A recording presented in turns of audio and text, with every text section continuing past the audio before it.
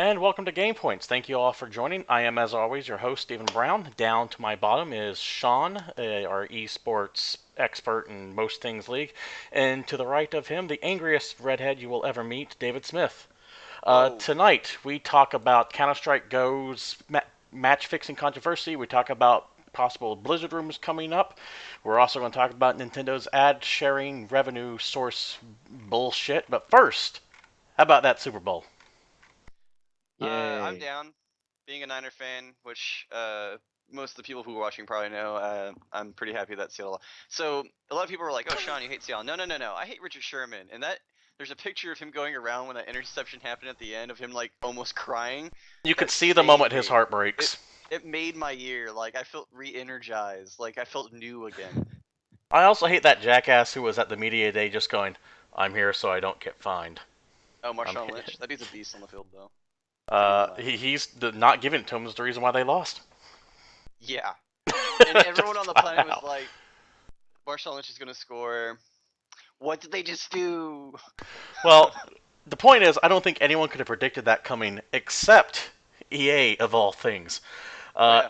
every year, well, not every year, I think for the past 15 now, no, 11. Past 11 years, Yeah. EA has run Sounds good. this Madden simulation where they put the players to go into the Super Bowl as AI-controlled teams and matched them up together.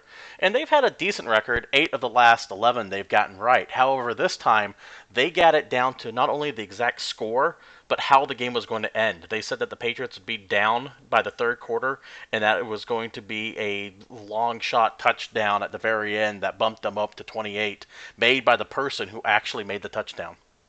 Yeah, Julian That's pretty Edelman magic. actually scored the winning game in the video game, and he scored it on in real life too. So that was very interesting, I thought. Go EA. I actually missed when they would do that on Tecmo Bowl. I think Tecmo Bowl Super Bowl wins were way more interesting than Madden Oh ones, yeah, for sure. Also, I spent the Super Bowl just playing video games. My bad. Hey, that's not a bad way to play it. But yeah, I just thought that was extremely interesting that they had it down to the exact score, including some of the details of how it played out. We're going to yeah. go ahead and kick right on to the news of the week. Saints Row 4. Not necessarily the most family friendly of games. This tends to be pretty violent if anyone's ever played it. It's like Grand Theft Auto as written by Warner Brothers. Uh, yeah, I mean it's essentially Bugs Bunny instead of Nico Bellic. But Australia has a very draconian rating system, and Australia limits the type of games that come in. And Saints Row 4 was not an exception to that. It joins the great list ranks of Left 4 Dead 2 and I believe Dead Space in just being flat out refused classification in Australia. So Volition and Deep Silver cut a bunch of stuff and was able to get an Australia friendly version sent out. The problem was is that when they recently released their Saints Row re-elected edition rather, they screwed up and shipped out the non-censored one to multiple stores. So Which is awesome. it's like the Yeah. equivalent of an AO game being released in America. Remember when the Grand Theft Auto Hot Coffee mod came out, and all the retailers pulled that version of Grand Theft Auto off the shelves? Yeah. Similar idea. But I don't think this. Well, it may or may not be an accident, or it's just some filing guy who labeled the wrong box and shipped it. Well, it's more than that because it's not just one store that did it. It's everywhere. Yes. Now, Ridiculous. Like all of Australia. Australia has some really asinine, fucked up censorship rules to the point to where it's actually illegal to own this game in the state of Western Australia. Now, kind of like in America, each state has different rules. Australia is broken down a little bit like that, to where each province, I think they also call them states down there, have their own set of rules. And in Western Australia, well, they have something called the Classification Enforcement Act of 1996. And if you look at point 89 on there, it says possessing or copying certain computer games. One, a person must not possess or copy an unclassified computer game that would, if classified, be classified RC, which is refused classification, our version of AO, or B, a computer game classified as RC. And the penalty for even owning these, not just buying them, not just selling them, but owning it, is $10,000. Well, let's talk about the That's fact that they decided to make a whole like return policy for the defective product. right? So you can bring in your copy, and they'll give you the new edited version. You don't have to worry about it.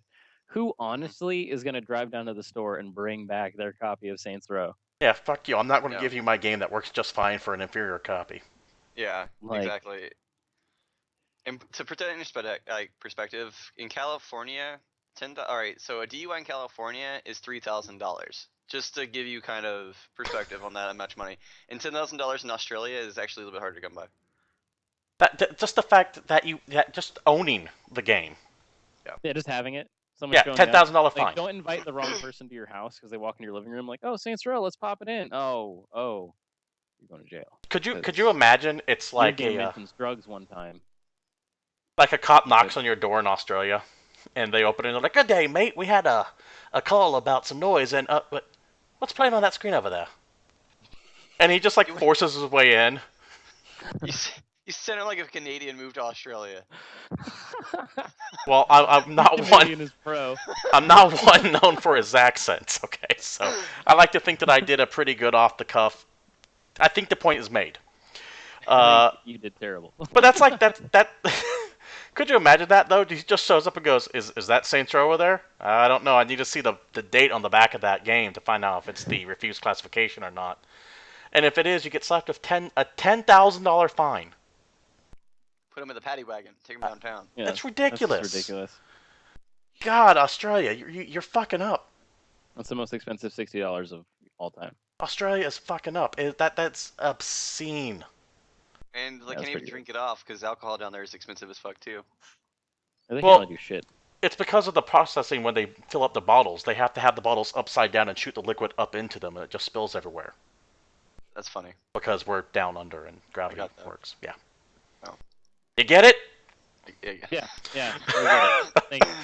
Thanks for what you're doing there right now. You're doing a great job. Speaking of other potentially legal activity, Ubisoft recently came out and nuked a bunch of codes obtained from a G2A, which I believe is a Hong Kong-based key seller. Now, what was happening is, you know those sites that are like, hey, buy codes to this game for $30 instead of $60? Yeah, like Kingpin and stuff like Penguin or something like that. Yeah, usually, if it sounds too good to be true, it probably is. Let this be a lesson to people looking to buy codes from there, because Ubisoft essentially went, yeah, we're going to nuke all those codes, and you're not going to be able to play your game anymore. A quote given to IGN from Ubisoft itself says, "We strongly recommend that players purchase keys and downloadable games only from the Uplay store or their trusted retailers. We regularly work with our authorized resellers to identify and deactivate fraudulently obtained and resold keys. In this case, we confirmed activation keys were recently purchased from EA's Origin stores using fraudulent credit card information and then resold online. These keys may have been deactivated. Customers who may have been impacted should contact the vendor where they purchased the key for a refund." Essentially, the way places like G2A operate is that they'll buy their keys in bulk from less than savory characters. And, well, it's like buying a stereo off the back of a truck. You get what you pay for. Now, Ubisoft sometimes has a really sweet stereo. sometimes a box full of bricks. Ubisoft has since went, listen, if you activated your game already, we're going to go ahead and let you play it. Just next time, we're not going to let that happen. And if you haven't activated your game yet, yeah, you're shit out of luck.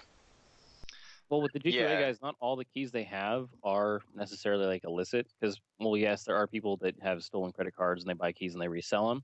But there also is a lot of legitimate key operations there. And one thing they're doing is they're looking through all the transactions and finding out how the keys were acquired. And then if those keys were acquired illicitly, they're actually giving some of the customers refunds. Yeah, so it's kind of a cool thing that they're doing. They are trying to at least make amends for wrongdoings that wasn't completely their fault, or well, not their fault at all actually, but that they're going to get a lot of blame for, because that's what people do. They blame whoever's easiest to blame. Well, I do take some issue if that's not their fault, because this isn't the first time that something like that has happened. They have a history of this happening with them, because they have no quality control and no checks on who they buy these keys from. It's like the guy who's like, huh, this is a official Rolex for $200. Yeah, I'll buy it to you for $100 and sell it for $500. You're a fence. You might not know. You might not. Let me rephrase that. You might not explicitly know that they're stolen, but you're buying shit from It, shady people. so you're with the old ignorance isn't an excuse. Yes. Yeah, no, I feel you. Sometimes the guy at the flea market legitimately purchased those 50 stereos that he's selling for $12. And if he didn't have Yeah. a history of selling stolen merchandise, I would completely trust that guy. But once again, G2A has a history of really shady business practices when it comes to obtaining keys. Fair enough. Can a thief make a living? No. Now, on Ubisoft's side, they did the right thing. They kind of said, listen, we know that not everyone's tech savvy. We know not everyone might understand that these keys came illegally. But there is a line they have to draw in the sand, and people shouldn't be blaming Ubisoft. I mean, this is stolen fucking property that's getting ripped off from them. It's completely. If they would have come out and said, too bad, you all bought bad keys, take it up with the person who sold it to you, I would completely still be in their corner. What do you guys think? Do you think that them refunding them was a good idea, or do you think they should have taken a harder line against this stuff? For Ubisoft? Well, because if you think Ubisoft isn't really responsible for it, and I understand that they're mad at there being fraudulent keys and everything, but it comes back to the site that sold the keys and the fact that someone stole a credit card or a whole bunch of credit cards or identities or however they ended up getting everything. So the line is more on the seller side than Ubisoft's side. No, I will absolutely say that it is G2A's responsibility to make good on these purchases, not Ubisoft's. And I feel because I actually feel bad for Ubisoft because I know a lot of people, because a lot of gamers out there don't know any better are gonna blame them for a lot of this when they're actually doing what's right in this situation. Which and Ubisoft is like lately has been getting a lot of bad rep just because of microtransactions and everything like that. But Well, that's deserved bad rep, though. yeah, no, it is. That's what I'm saying is now this is gonna add on to it, and people are like, oh, now you're just fucking up even more. Like now you're pissing us off even more. When this one actually is, they're actually doing right in the situation. Is what I'm getting at. They're actually kind of doing the right thing, and when they're actually saying, hey, these are stolen, like we can't get these out. Sorry. Shit happens. Yeah. But yeah, next time, be lucky that you don't get just kicked off your game completely. Maybe don't buy your games from key resellers. Also, Steam has this thing called Steam sells like once every 4 months. Just wait. Yeah, pretty much.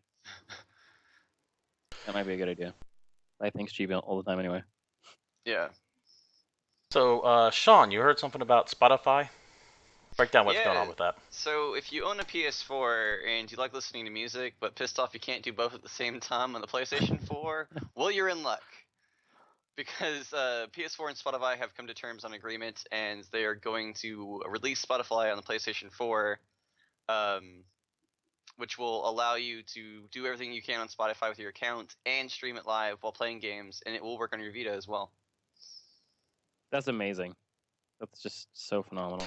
This kind of reminds because they had that idea to make it so you could stream music in games on like the PS3, and it was implemented on maybe 2 games. Yeah, Xbox did that a lot too. You could have like a collection of songs on the hard drive of Xbox and have them custom soundtracks. Yeah, so I don't understand why this hasn't been happening more often lately, because they've had the technology since Xbox One to play it from the same thing, but just no one really made good of it. And so now I'm happy it's actually happening at a higher, like at a good high-end product. Well, with any luck, we'll be able to see it actually implemented a little bit better. One thing I'm wondering is, do we know if it's going to do this thing the old Xbox did, where it completely replaces all audio in the game, or is it the kind of thing where you can kind of control the volume of the Spotify music that's playing and still have, for example, the in-game dialogue audio and that's what I'm hoping for. I need to do some research on it. The article I read didn't have a lot on that. It was just talking about the that PlayStation or Sony and Spotify came to an agreement. What I would love to see, and like I know this is probably a ways out and won't happen anytime soon, but say games like Grand Theft Auto 5, where you have like an actual radio station in your car you can turn on that plays your Spotify music. That'd be amazing. That's phenomenal. So like it actually just it plays like the other audio in the game, where if you get in your car, it just goes to your Spotify channel and plays all your Spotify music. I would like to see that. Well, we'll see how it goes down there. I can see how some licensing might be an issue where some publishers are like, no, we don't want you doing better games. It all depends on just who supports it to see if it's going to go anywhere. Yeah. Well, The other thing is also going to be Spotify revenue and how they're going to pass that forward, because it's going to be this weird two-tiered system where Sony's going to be paying Spotify, and Spotify is paying license holders. So I don't know. No idea. That's a weird business model. I don't want to figure out. Other news, in what I thought was one of the absolute worst marketing campaigns so far this year, admittedly only being a month into it, Fahrenheit Indigo Prophecy Remastered just went on sale with little to no warning last Wednesday, the 28th. Fahrenheit Indigo Prophecy Remastered being an HD re-up of Indigo Prophecy in America, Fahrenheit overseas.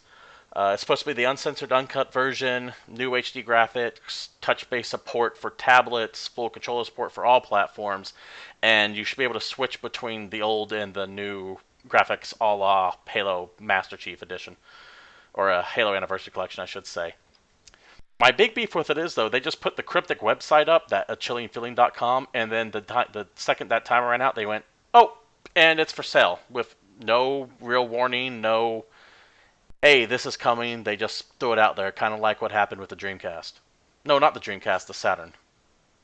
Yeah, and companies have kind of done this before, but like when StarCraft 2 first got announced, they had the countdown thing, but they don't have the actual backing to do something like that, like Blizzard does, where like people will actually check their site every day and see this thing like they're counting down their games in timeline. It's probably going to be a new game. They're just like, nah, here's the site that's counting down, and you probably never even heard this game before if like you're just now starting out to be a gamer.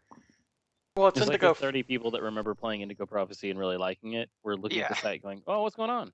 Quantic Dream doing a new thing? No, they're just doing that thing I did however many years ago. I was going to say, it's Indigo fucking Prophecy. Sure, it has like this cult following, but come on, you need some more information. It's kind of like a, you know how they're redoing Phantom Dust? They're making a Phantom Dust 2 for all intents and purposes. Okay.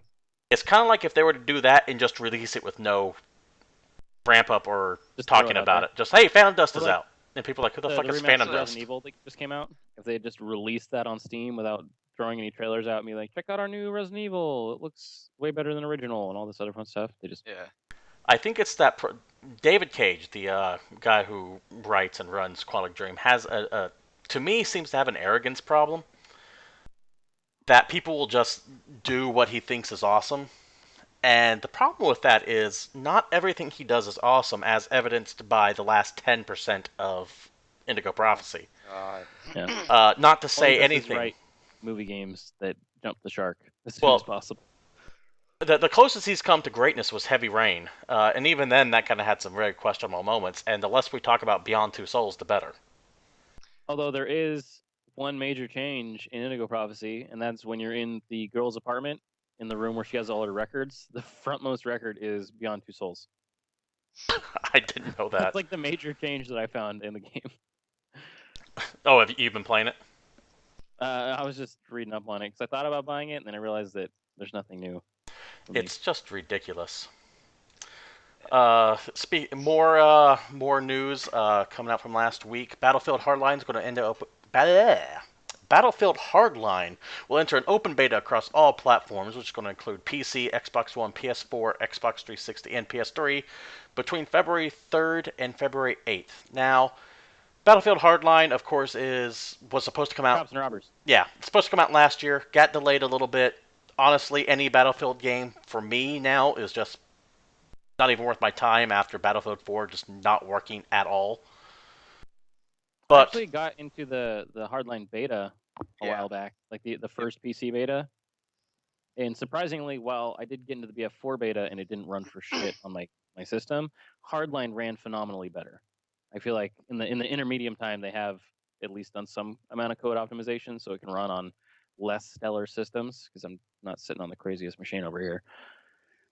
So at least it played better than BF4 did for me.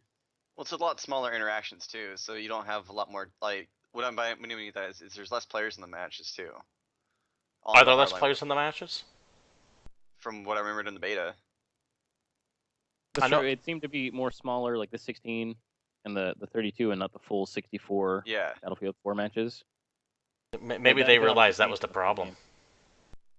It could. I mean, well, if you had a good computer, you could do the 64 matches. But it's just problem is a lot of people didn't have it, and or like No. you don't. Battlefield had major server issues. It wasn't the Yeah, matches; it was the servers themselves that just weren't flat out connecting. And that was yeah, my that's problem. true. Is that I would play a game, and the second the game ended, I would have to completely shut down Battlefield 4 to restart Battlefield 4 and play. And it was such a clusterfuck. It just wasn't worth my time. My big hope for this game is my problem with the last few, like Battlefield 3 and Battlefield 4 especially, is when Battlefield 3 got released, it was really fucking great, and then they started catering to people who were bad at the game and making it more like Call of Duty, where you had to waste an entire clip on someone to kill them. So it completely changed the gameplay in patches, and it went from a game I loved to a game I hated. Yeah, I totally get that. When BF3 came out, that was my jam because it was so much different, and you had a lot of people that were coming from the Call of Duty crowd and not finding the right spot because they'd try and be the lone gunman like you can in Call of Duty. They'd run off Yeah, and you try and can't. get all the kills when you really can't do that. At least in the No, original version of Battlefield 3, you had to and stay that with your squad. You had to plan your assaults and do all this other stuff to actually accomplish anything, and they just kind of pulled it all out and made it, certain guns OP, and that's all you do. yeah, now you can't. Like, now you can just run around and do whatever the fuck you want in that game. So they completely took out the actual idea of that game of working as a unit. Now it's just like whatever, do what you want. So that's like I after that I kind of lost all hope for Battlefield games. Plus, the auto shot is still broken. Oh my god, yeah, every fucking game. There are a lot of problems with it, and honestly, I still have fun with Payday and Payday 2, so I don't need Battlefield Hardline. Fair enough. That's Yeah. what I was about to say. Is it reminds me of Battlefield Payday Edition. One thing is I've noticed, and probably smartly, that since I want to say end of October, Battlefield Hardline kind of disappeared from PR radars because certain things happened at the end of last year where cops going around using excessive force and military tactics against criminals might not have been the smartest thing to advertise. I don't know. So Check it out. it's interesting to see this coming back out again. So we'll see if anything makes Battlefield Hardline worth picking up. Comes out a month from the beta, I believe, early March. Now, a first-person shooter, squad-based first-person shooter that I'm saving my money for, Star Wars Battlefield 3. Yes. Battlefront Which 3, I yes. should say. yeah, Yes. well, it's made by DICE, so it's going to be made by the people who did Battlefield 3. So again, well, here's the thing, because they can get away with it more on this one, where it's the whole like I was bitching about earlier, lone gunman. Because in that game, you feel like a badass when you're doing that shit. So I mean, Hell there's yeah. more room for that. Like you don't need the squad in that. It's just it's cool to have that many people in one game, because that's more about you playing the game with a whole bunch of people around you, rather than you playing the game as a whole bunch of people around you together. We have So some more information on Star Wars Battlefront 3 coming out this spring, but a couple tidbits were given out as an exclusive to IGN recently. Map designer Nicholas Fergareus.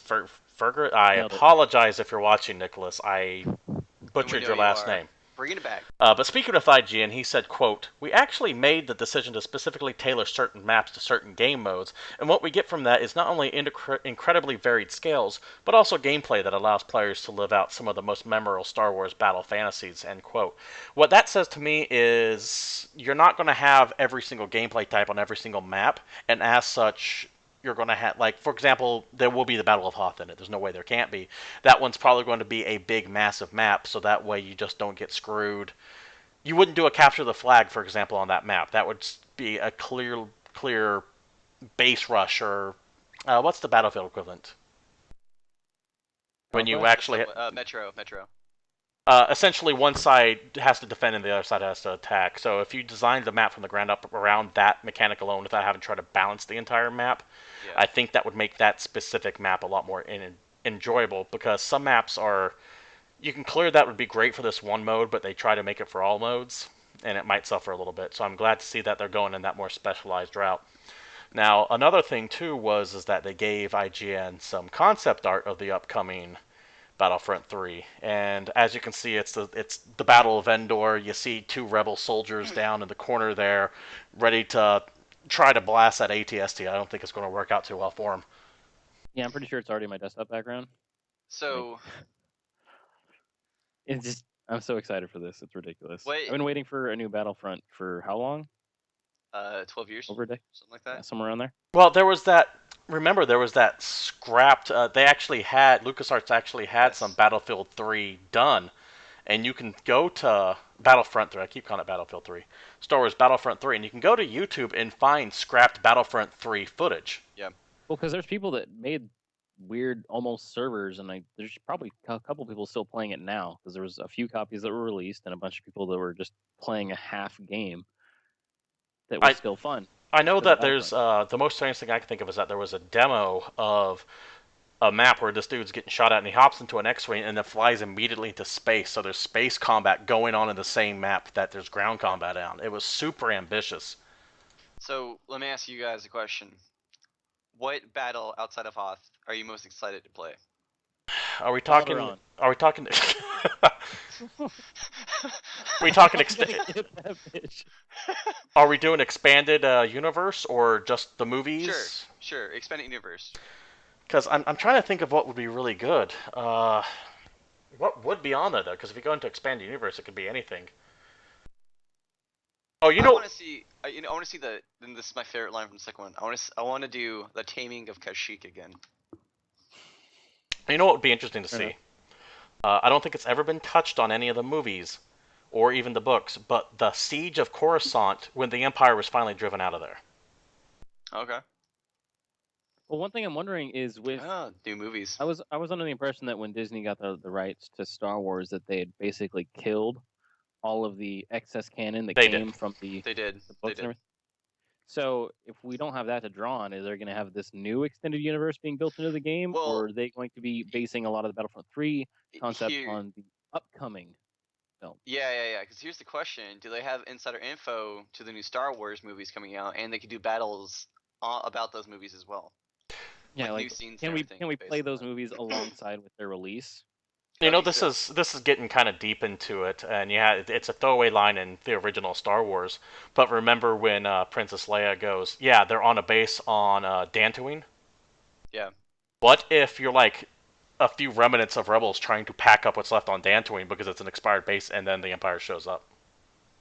So that's like another version of Athamos. Yeah. Then you cheese it. Yeah. Put a egg in your shoe and beat it. Oh boy. On a side note about this before we move on, I would like to see a Battlefront like a Battlefront game that was based on like the Knights of the Old Republic universe, like that time period, so you could do all those battles again. Those would be some really big battles though too, because it was like a bunch of Jedi and a bunch of Sith at the time. It wasn't just a one-on-one thing. They could do an expansion where it was just like everyone's a Jedi and shit. That'd be fun as fuck. Just like a one-off, not an entire game, but like a map. Now, can we just make the ultimate combo since this is a dice game and just take Star Wars Battlefront Hardline and you're just a couple of stormtroopers busting up bar fights and shit? Like that old YouTube video Troops, the spoof of cops? Yes, basically that, the game. Janitors. Moving on to what I thought was the most exciting news of last week, even if it's all rumor. An unnamed Blizzard employee spoke with Yahoo News correspondent Tae Kim about upcoming plans that Blizzard has over the next year or so.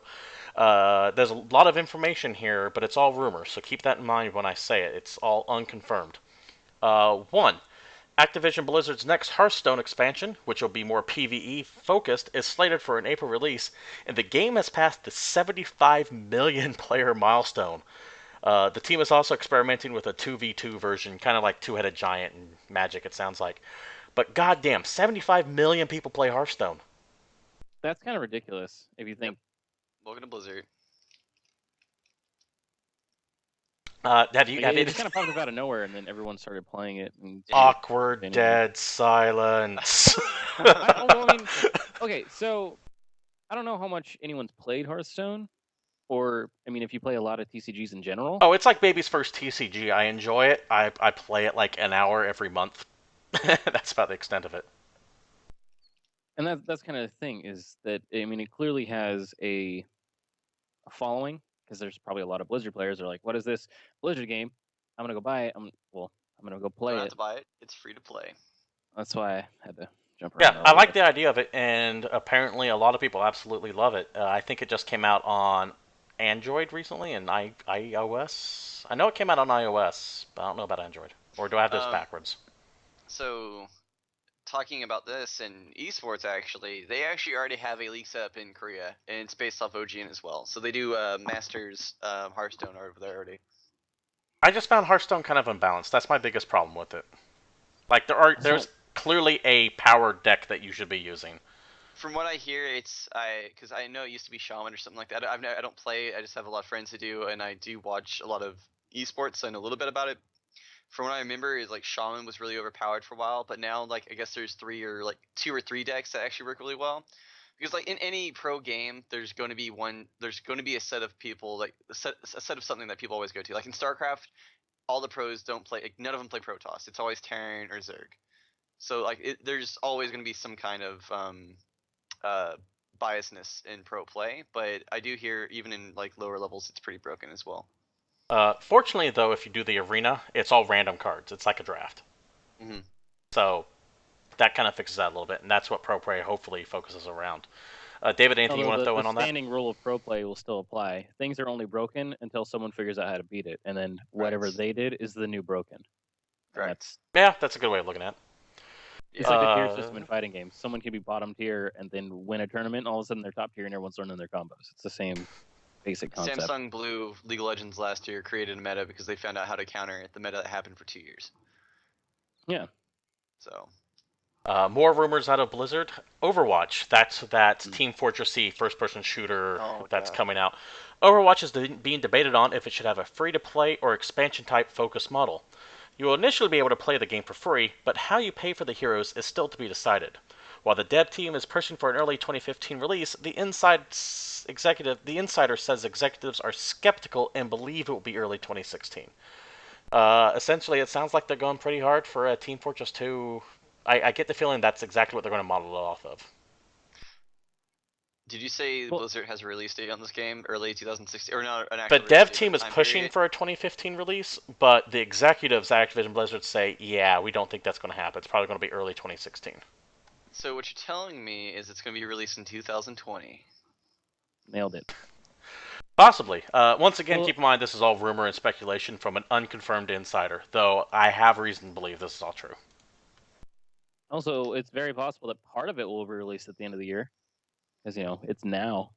People will pay a lot of money for part of a game and still play it. Well, if they're following that Team Fortress 2 League of Legends model, they can go, here's 6 people and 5 maps, and every 3 weeks we'll release a new map and for free. And if you want new heroes, it's what, $1, Okay, $5. so something cool about this that they've already said is there's going to be 12 people on release, which is actually quite a lot for a game like that. That is a lot because they're all unique. It's not like skins. Yeah. So they already said there's going to be 12 champions. They already have previews and all of them, everything like that. So they did do good by at least making a lot of champions. So I feel like even if they do go, here's 12, but you have to pay for an extra 2. I'm like, cool. I can still play 12 though. Like I don't have to have those other 2. Because if they only did 6 and released 2 for if you had to buy 2, that's kind of a big deal because it's an extra 25% on top of it. It's basically. A large chunk of the game given to you for free, and you can spend like the extra 10% on there. Unlike Evolve, which is here's a quarter of the game for free, and if you want all the other shit, you have to pre-order out the wazoo for it. Not even a quarter of Evolve is free.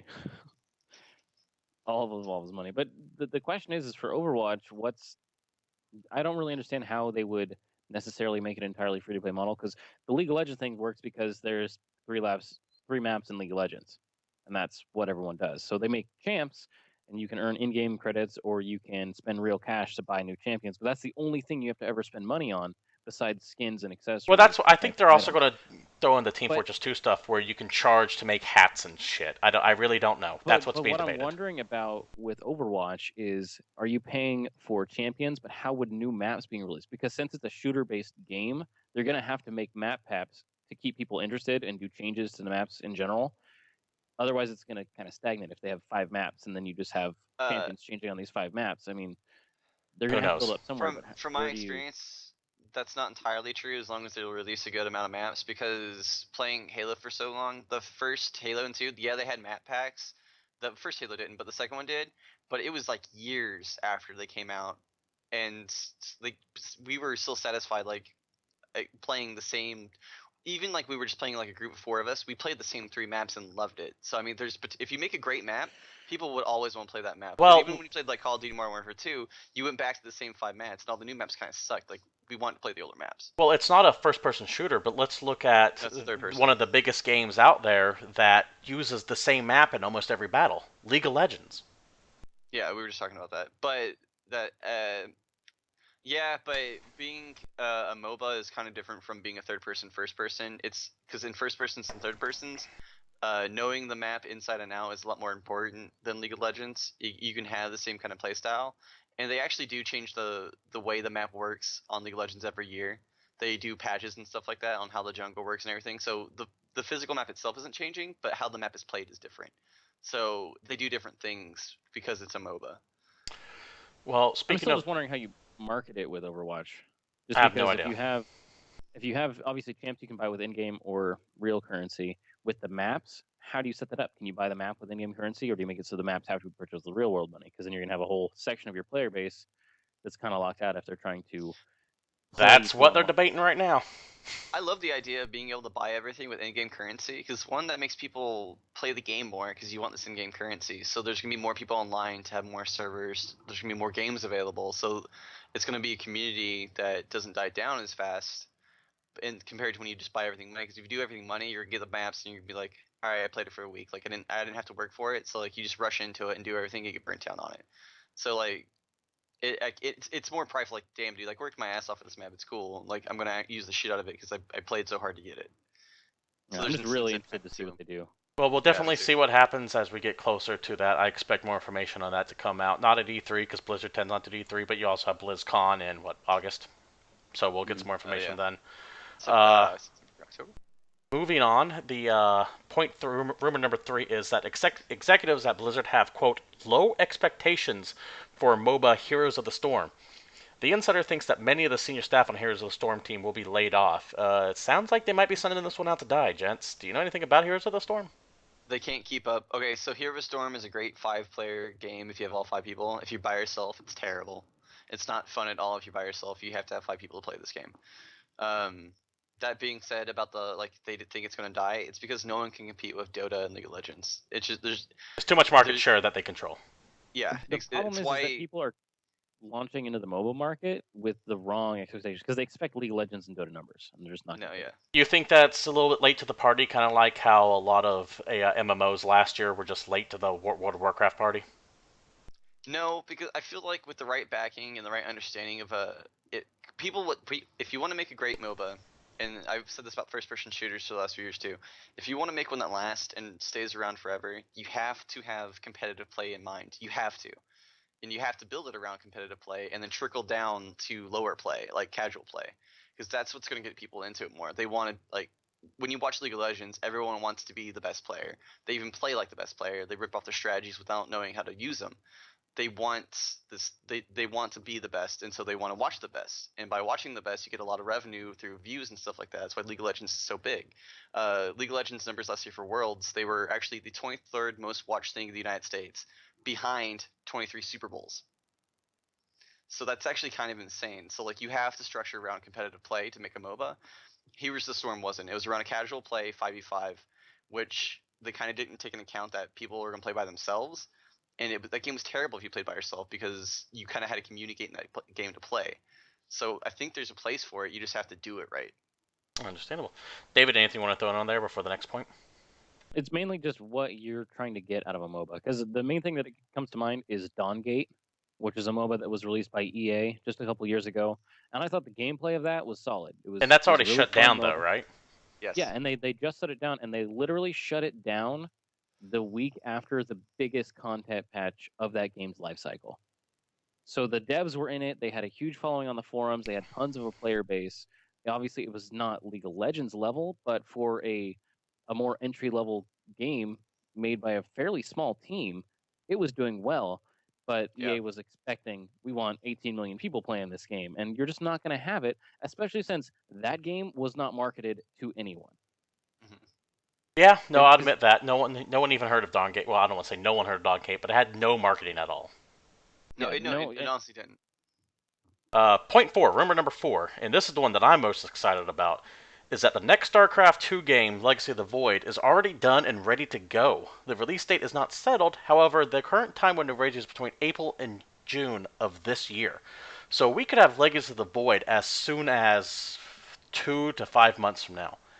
Yeah. Uh, I'm in the minority of players, I think, that I don't even touch the multiplayer to StarCraft, but I love its campaigns. I don't Absolutely think love you're his in the minority. campaigns. I honestly think it's about 50-50 from when I talk to people. To be honest, a lot of people casually play the multiplayer, but a lot of people actually do buy it for the campaign. Because I'm one of those players. Like I play multiplayer, but I play that shit for the campaign as well. Because it's fun to crush the computer and we have to play against other people's. It's a pain in the ass because some people are way too good at fucking StarCraft. Dude, I can't even come anywhere near but because I've played a couple multiplayer matches, and StarCraft 2 does something really cool that it breaks down everything that you can do, including actions per second or actions per minute, or where the hell it is. I'm like a third the speed of anyone else. I am too fucking slow at that game to be even remotely close to it. I just can't do it. I'm not good at multiplayer on it. But I've always loved the StarCraft campaigns. Even the last one, Part of the Swarm, which I thought was inferior to like Wings of Liberty, was still awesome to play. I felt like it was too short. Now, talking about all this, do we have any predictions for the ending? Everything explodes. I don't think Kerrigan's. You're probably going to go with Kerrigan's going to die. I don't think she's going to die. I don't think that's going to happen. I think Zeratil's going to die. I think she's going to get laid. I honestly think Raynier's going to die. I could see Raynor dying before Kerrigan dying. I think Raynier's going to die and it's going to piss off Kerrigan, and Kerrigan's going to save everyone by just whipping the shit out of whatever is going to come out of, like, whatever. Because, like, they're talking about the whole mixed breed, the hybrid thing and shit like that. So I think it's going to push her to save humanity or whatever. Well, I love the way she offed Minsk in the second one. Oh. Spoilers for a game that's, what, a year old now. But more than a year old, dude. Oh, like dude, that guy got it so hard. I kind of wish he stuck around because I love Minsk, but he had to go eventually, and he went out the way he should have. Yeah. Rumor that 5. Game always ends with a badass death. Yes, it does. Rumor 5.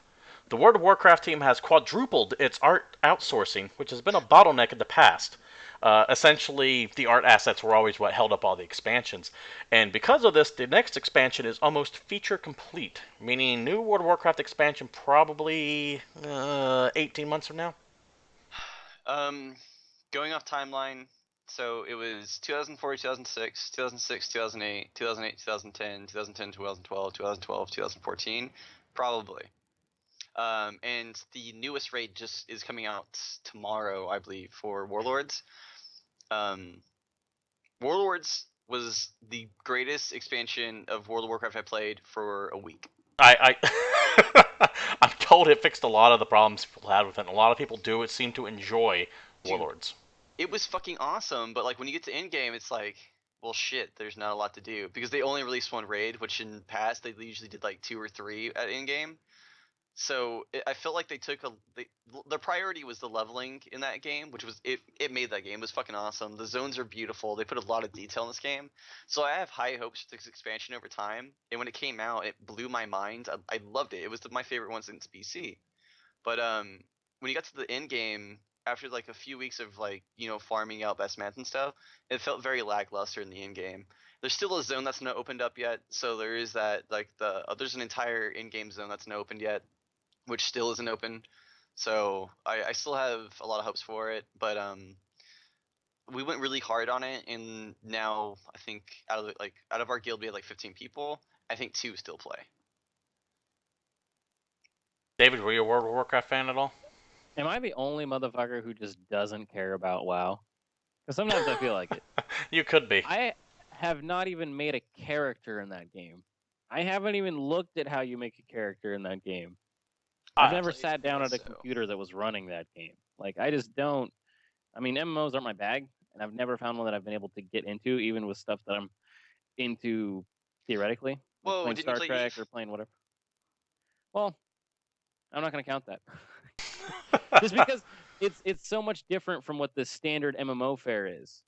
If you consider, I mean, obviously you still have grind, you still have leveling, but the regular fantasy / adventure style MMO of go get this, go do that, has never really appealed. Grinding style of so you're saying that taking 2 years to destroy a company from the inside out is not grinding? Because I'm pretty sure that dude grinded his ass off. Yeah, but that's epic as fuck though too. It is epic as fuck. I'm not gonna lie. That shit like got that me game off. is crazy because it brings out real world stories, and I mean I know WoW has an economy. I love to read about Eve, but I have no interest in playing Eve.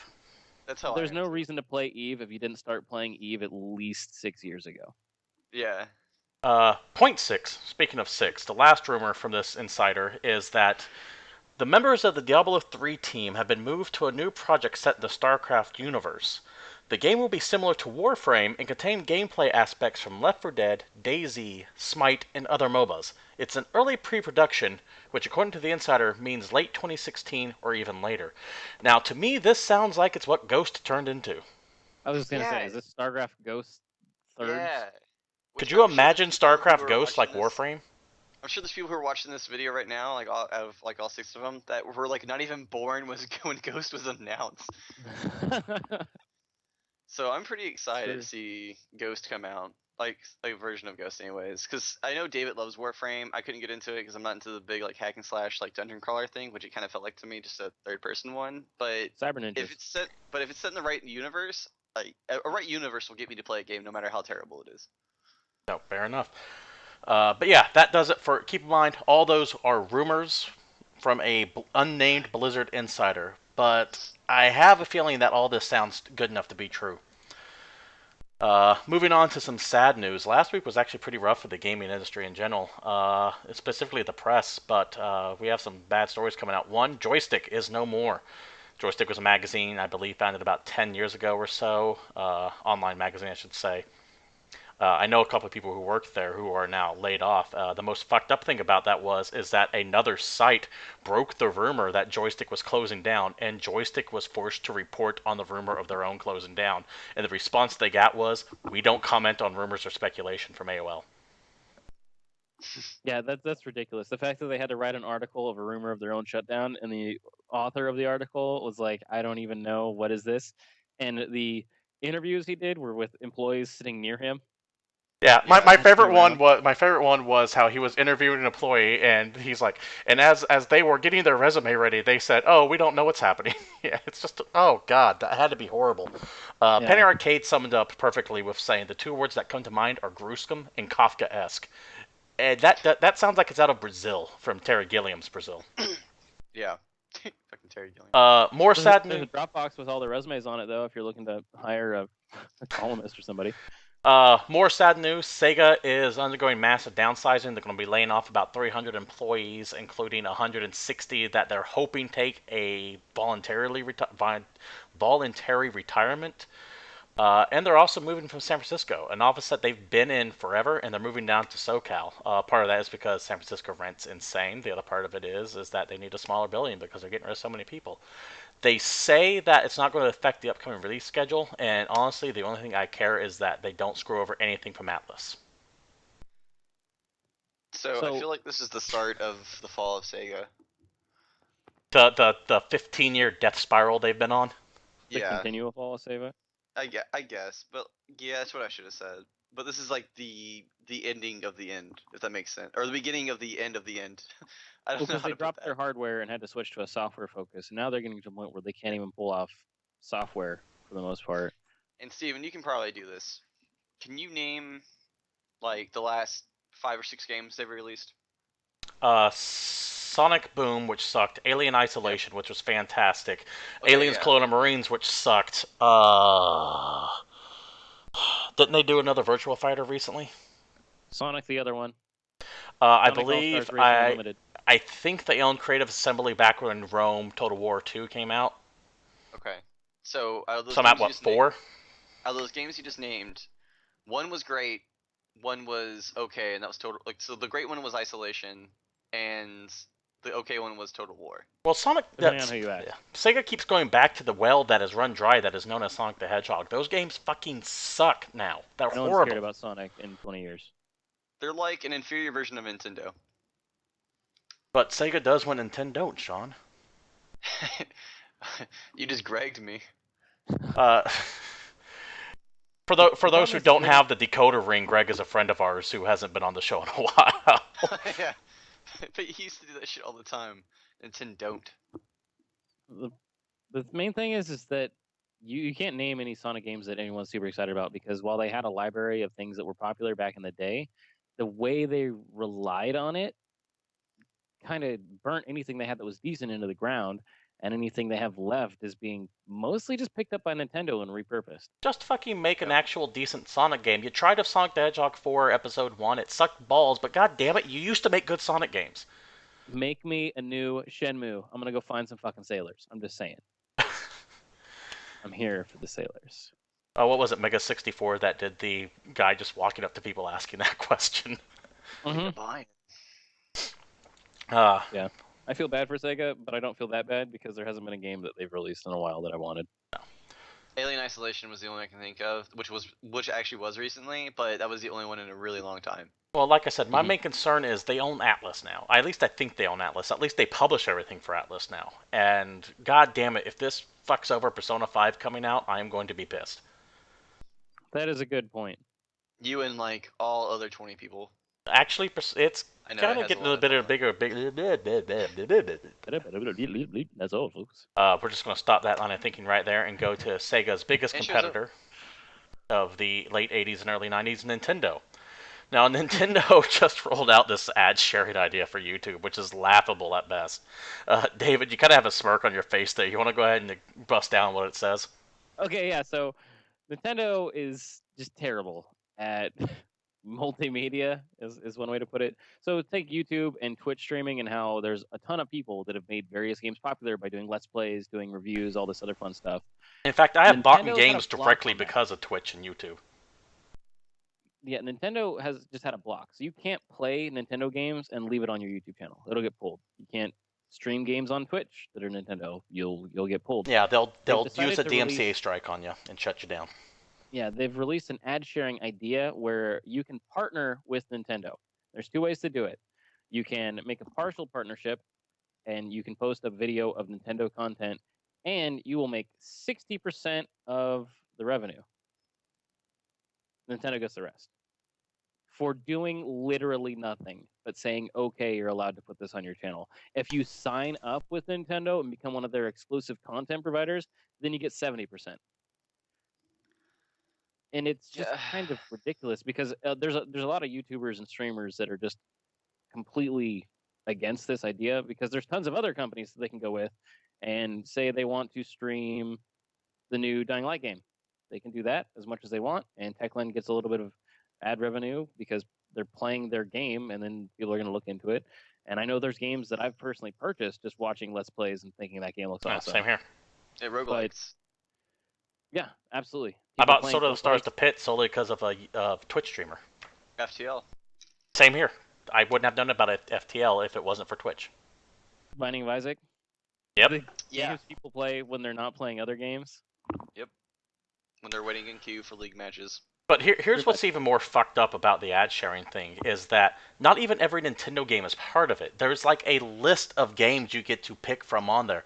And to give an example of how limited that list is, the 3DS game list on that ad sharing bullshit contract is only 14 games long. Meaning that they're only letting you... it's a way to control criticism. And you know what? Fuck that. Fuck Nintendo. I have, right now, an exclusive clip of the new Zelda. And I'm going to play it in its entirety, right now. Nintendo, you're hearing me? Fucking come strike me down. I want the free advertising. Right now, what you're seeing is the new Link fighting what looks to be some kind of space marine. Now, it's really weird because he's got, like, a gun. So it's really just out there. But you know what? Nintendo's lost it as a company anyways. They don't care about their consumer, and... fuck them, I'm going to spoil the entire game for you. Unfortunately, I don't have the time to do it in this podcast because you know that the president of Nintendo is just sitting there looking at all of his TV screens like a Morgan Freeman did at the end of The Dark Knight, and he's just sitting there with his fingers pursed, all pissed off, looking at YouTube going, that one must die, this one must get pulled. But you know what, Nintendo? Bring it. Bring your DMCA strike. I don't care. I want the free advertising. I am not afraid of you at all, Nintendo. And that is my rant. That's pretty decent. I wasn't even ready for that. I was not ready for that. That was a little much. I was going to make a point about, like, I have this DS, I shouldn't open it and turn it on, or we're going to get in trouble. And this motherfucker's like, I'm going to play the Zelda clip. You need a dick. Get off my level. Anyways, that's enough. This week, Steven. You went hard this week. That's it for Nintendo news. We're gonna go ahead and hit one other thing that seems to be some weird DMCA stuff. For those of you who don't know, the DMCA, by the way, is the Digital Millennium Copyright Act. It's essentially what publishers use to go, hey, this is copyright material, let's pull it. And Techland, speaking of Dying Light earlier, there was a bit of an odd conspiracy. A user on Reddit was like, hey, we're getting DMCA strikes against us for modding equipment, which is unusual because Techland was very embracing of the modding community for uh, Dead Island. And this happened to also coincide with a patch that came out that eliminated a bunch of mods. So Reddit went afire with, hey, Warner Brothers, who's publishing Dying Light, is using the DMCA very aggressively to keep modding from happening, which is absolutely not what the DMCA is supposed to be used for. And that timed with a patch coming out that broke all existing mods for the game. Well, an update came out. Sounds like the whole thing might have been a mistake. The ESA, which is the Entertainment Software Association, kind of a trade organization that speaks for a lot of publishers, in a response to Ars Technica said, quote, "It was notified this morning that potentially erroneous DMCA notices have been transmitted by one of its vendors, see Warner Brothers. Upon further review, it was determined that the notices should not have been sent and retractions were issued immediately. We regret any inconvenience and have taken steps to avoid similar situations in the future." In addition, Techline came out and said, hey, listen, we didn't mean to block people's mods. This was just designed to keep people from cheating. So it could have all been a big oops and just bad timing all around. From what I was gonna, there was an issue. It was them covering their ass. Sorry, David. Go for it, John. Do you think it's a big oops or them covering their ass? I think it was most likely an accident. Just because from what I was looking at, there's a separate mode in the game where you can be the zombie, which is pretty sick. If you haven't played Dying Light, I picked it up the other day. It's pretty fun. It's basically a better version of Dead Island. It's made by the same guys, but a lot of the things that you may have issue with Dead Island are kind of polished up. But I mean, obviously, it has a similar quest system, a similar item system. So if that doesn't do it for you, you might not like it. But there's a separate game mode where you can be the zombie, and what you do is you actually invade other players' games as like a superpowered frenzy zombie who comes out at night to try and fuck with people, and you just chase people down. And there's a lot of issues with the multiplayer aspect of people kind of cheating and making it so they wouldn't die, or they can go into places they couldn't go and just get up a ton of points, which gives them more stuff in their game. And they basically made a patch to try and eliminate the cheating, but in the meantime they also eliminated some modding. But I don't think they did it on purpose because they actually had a lot of support from the modding community for the Dead Island games. Gotcha.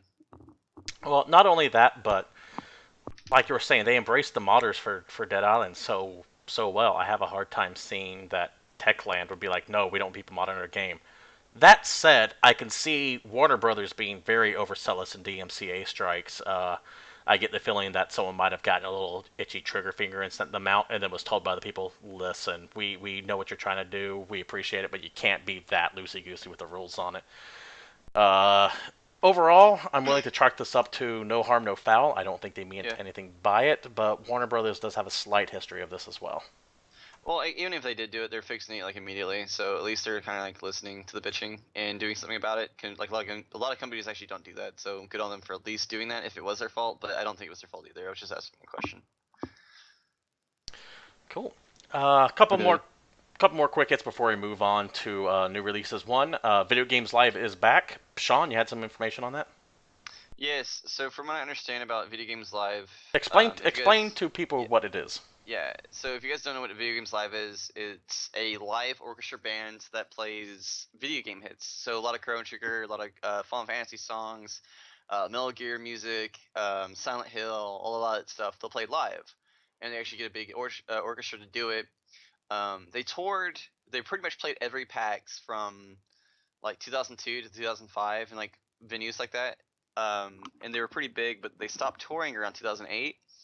Because they couldn't afford it anymore.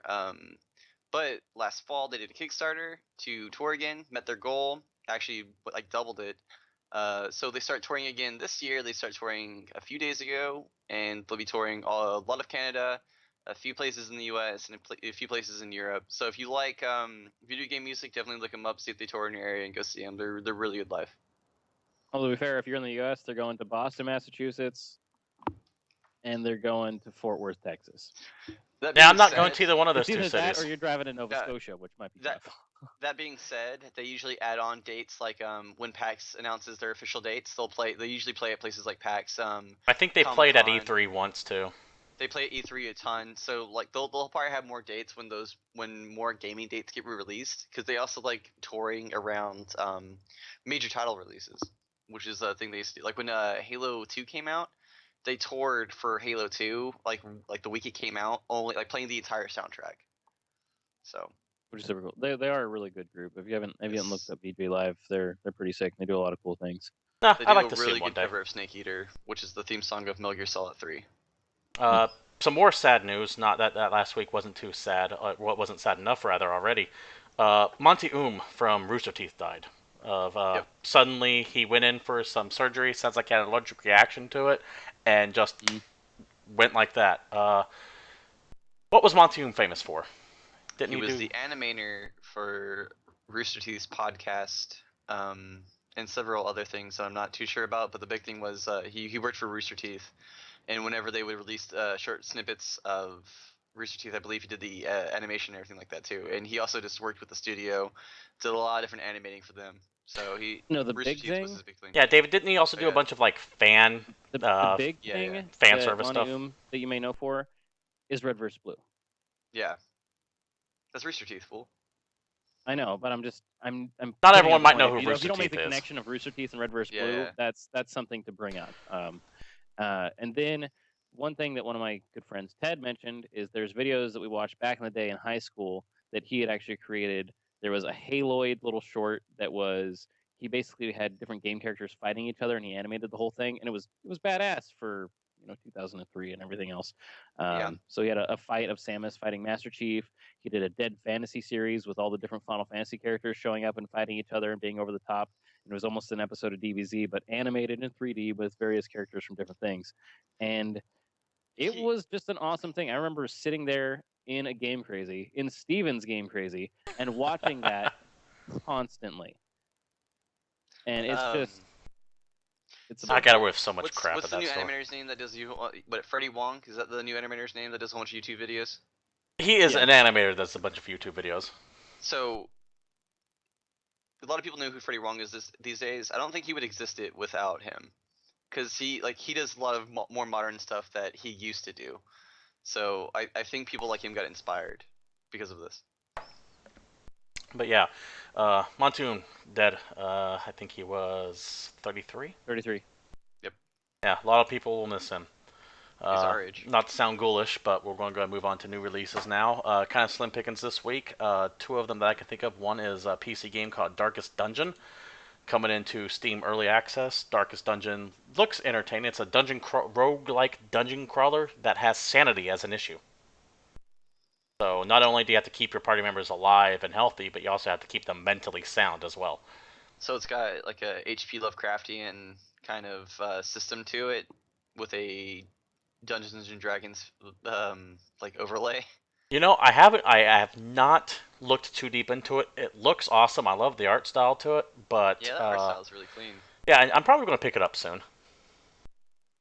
David, do you know anything about it? I think I saw it at PAX last year. I didn't really get to play it because there was a line, but it's definitely stylish, and watching some of it, it's pretty entertaining.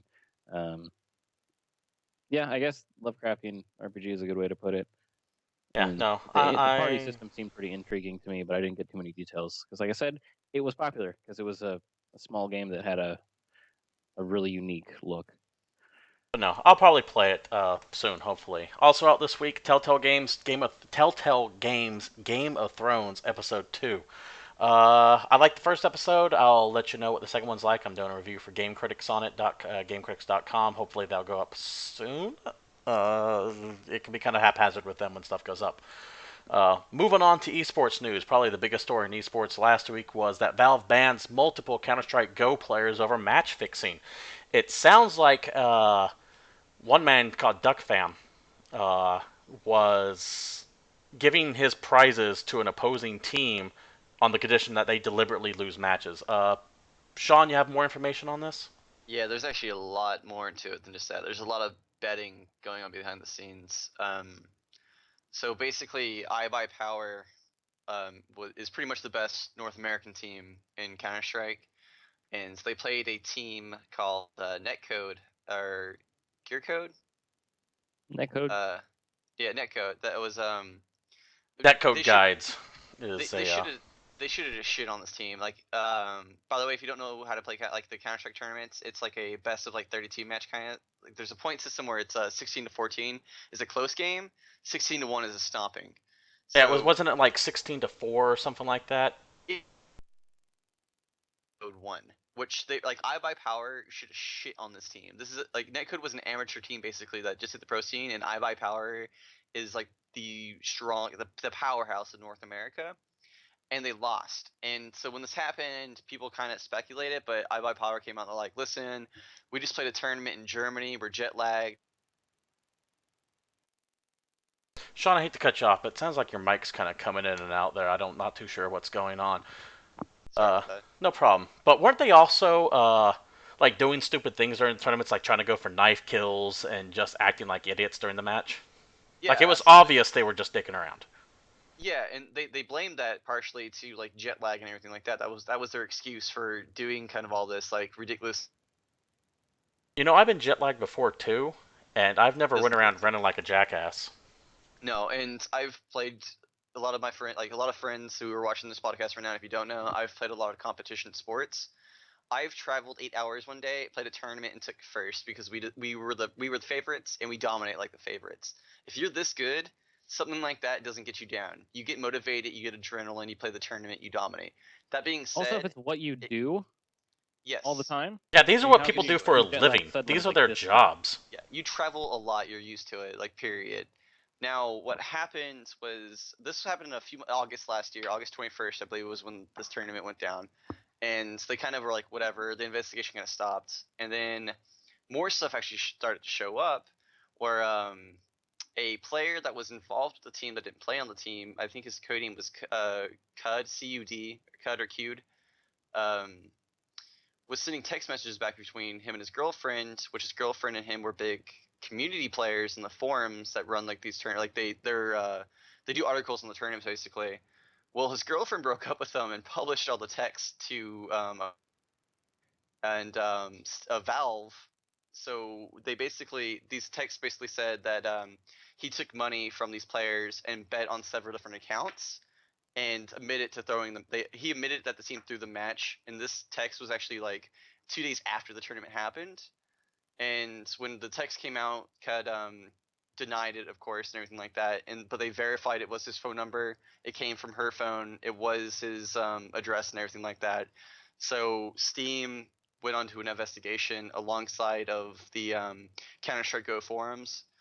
Confronted him, asked him like, "Hey, you've been doing a lot of betting, and you made accounts just to bet on this one match, and you bet on a team that was supposed to lose like hard, like lose 16-4. They ended up winning 16-5.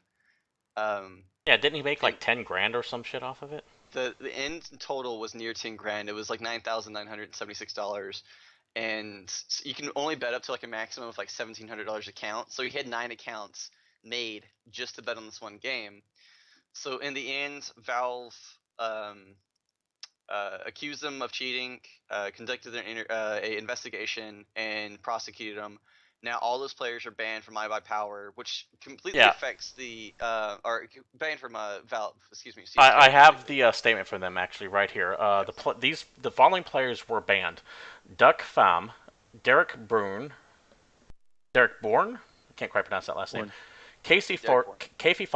Casey Foster, Sam Marine, Baxton Pierce, Kevin Lavere, Joshua Nissan, and from the official Counter Strike Go blog, quote, we can confirm by investigating the historical activity of relevant accounts that a substantial number of high valued items won from that match by Duck Fam were transferred via Derek Bourne to iBuyPower players and Netcode Guide's founder Casey Forrester, end quote. So they essentially came up and said, yeah, they're crooked as shit and we are telling you not to let them participate in any tournaments ever. I get the feeling this is one of those lifetime bans too. It's like the 8-man out scandal in baseball. Yeah, which if you don't know what the 8 Man Out scandal is Shoeless Joe Jackson played in the 30s, and he's still banned from the Hall of Fame. And so is Pete Rose, who did the same thing in baseball. and he actually has the record for most hits. So it's kind of a big deal in sports, and it's kind of a problem with esports because it's a growing brand. They're trying to get big, and they already have shit like this. And that's the problem with esports is they're kids. They're kids. There's Yeah. people who are 18 and 19 years old. They don't know any better.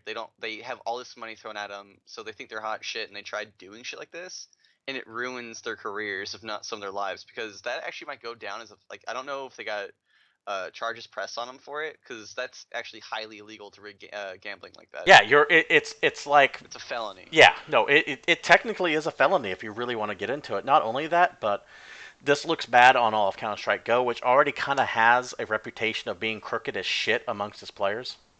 Which sucks because CS:GO last year was when they finally hit it. Like they finally got big and like worldwide. Like tournaments started finally happening. They made like this reach to esports. Like they're talking about like League of Legends and StarCraft now. Like they're the younger brother basically.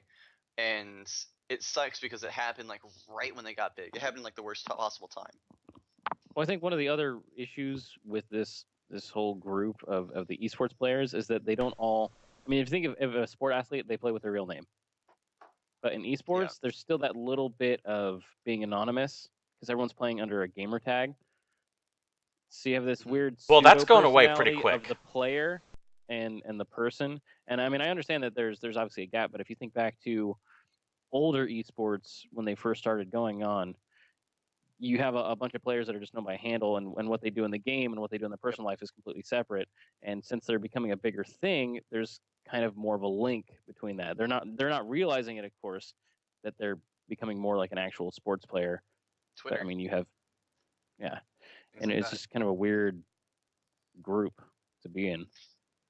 This is probably the biggest scandal in esports in recent history. The only other two I can think of that were they weren't nearly as big of a problem. Like there was nothing completely legal that went on, but the only two I can think of in recent history that even came close to this was in League of Legends.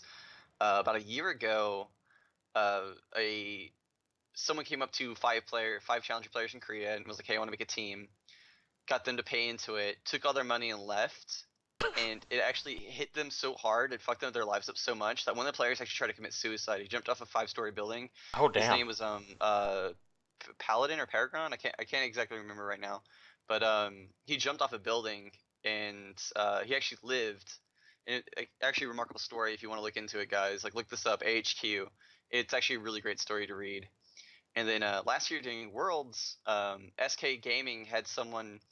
So basically during Worlds, everyone goes to where the World event is and practices about a month before it happens. And they get free accounts in said region. And one of the SK players who's European, his name was Taipei Chingchong, which is where Taipei was where the event was happening, which is extremely racist. And so he got kicked out of the tournament for 3 games, which really fucked SK's performance up because they probably would have made it onto the tournament thing if he didn't do this because he was actually one of their best players. So well, don't. The simple rule to all that is don't be a fucking jackass. Yeah, like what I'm getting at is like if that's the biggest thing up until the CS:GO thing, that's how huge the scandal is because it actually is a felony, and now you're getting stuff like this in esports, like 18 and 19-year-olds. I really hope that they get. One of the good things about League of Legends is the better teams have sports psychologists, they have coaches, they have like physical trainers in their houses, and that's why you don't see this a lot in the better teams. Like they're actually trained like sports teams now, and esports is going in such a great direction that I hate seeing stuff like this, and I really hope CS:GO adapts the whole having a staff to help the team. Yeah, I was going to say, it kind of makes me wonder if you're starting to have these teams get like PR marketing reps and everything like that going, no, I will handle all public relations for you as long as you do what I say. They absolutely are, and that, especially in League of Legends in Korea, like their structure is phenomenal, and I wish everyone else would follow it. Because in Korea, teams have 2 hours of workout day. They meet with a sports psychologist 1 hour a day. They practice for 8, and they sleep 8 hours, and the rest is free time. They actually have structure set up, and they have coaches in the house that watch over the team, make sure they're not fucking up. They have sleep schedules, so they're forced to go to bed at a certain time. Like pro teams do, they have restrictions. And if they break said restrictions, the team will actually find them. I would say Legends. I would say that seems a bit extreme, but you know what? We're getting to the point where there's some serious fucking money on the lines with these. So yeah, if I'm like a sponsor and I am paying you to do this, you're goddamn right I'm gonna have some say so on what your life is going to be like. You say it Yeah. seems extreme, but like every pro team, like the big four, NBA, NFL, NHL, and MLB, they do that with their players. And there's some players in League of Legends that get paid more than NFL players right now. Yeah, no, So and that's why I said it's it already sounds there. extreme, but there's some Yeah. but I paraphrased it with there's some serious money on the line here. Yeah, and it was Uh, confirmed it was Paragon. Thanks to Z40 for confirming that. Yeah, Paragon, look him Thank up. you. HQ scandal. It's actually a pretty heartwarming story at the end because he lived and bettered himself. So go ahead and look that up. I think that might do it. We'll save what else we have as far as League of Legends go. Your commentary on that for next week, if you don't mind. We are running a tad long. Nothing really happens. Games to look forward this week. SKT plays on Wednesday against Samsung. The only reason why that's a good game to watch right now is because Faker's playing, and Faker's phenomenal. As you have Go said. watch him. All right. What time is that? Wednesday when? That is Wednesday at 4 a.m. Eastern, 1 a.m. Pacific. Sounds good. Or you can watch it the next day because they just leave it up. You can watch it the next day because they do the VODs for free now on Riot Games, twitch.tv/Riot Games. All right. Well, this has been GamePoints. Thank you for watching / listening. If you're showing up at a later date, we stream live every Monday at 8 PST, Pacific Standard Time. You can follow the stream at GamePoints PC on Twitter. I have been Steven, your host. You can follow me at CapitalistPig21. Down there is Sean. You can follow him at disco_keen. On the other side, you can follow him at Palshai Satori. His name is David, by the way, in case I missed that. Once again, thank you for showing up. This has been Game Points, and we are out of here. Thank you very much. We've been great.